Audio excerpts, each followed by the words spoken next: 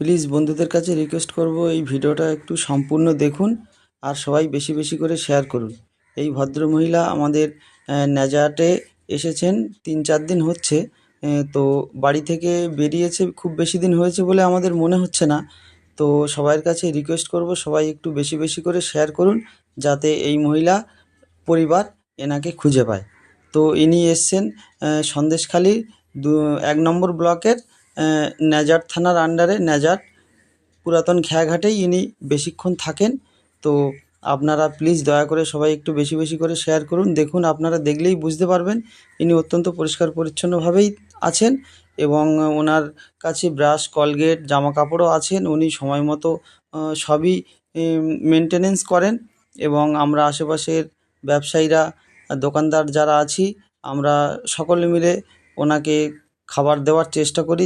মানে যতটুকু পরিমাণে আমরা দিই তাই খেয়ে উনি মোটামুটি জীবন ধারণ করছেন আপাতত। তো সবাইয়ের কাছে এই কারণে অনুরোধ করব যাতে সবাই একটু বেশি বেশি করে শেয়ার করেন এবং ওনার পরিবার ওনাকে খুঁজে পান। কে জানে, হয়তো আপনার একটি শেয়ারই ওনার পরিবার ওনাকে খুঁজে পেতে পারে এবং ওনার পরিবার যদি খুঁজে পায় এবং যদি যোগাযোগ করার চেষ্টা করে তাহলে এই স্ক্রিনে দেওয়া নাম্বারে অবশ্যই যেন যোগাযোগ করে।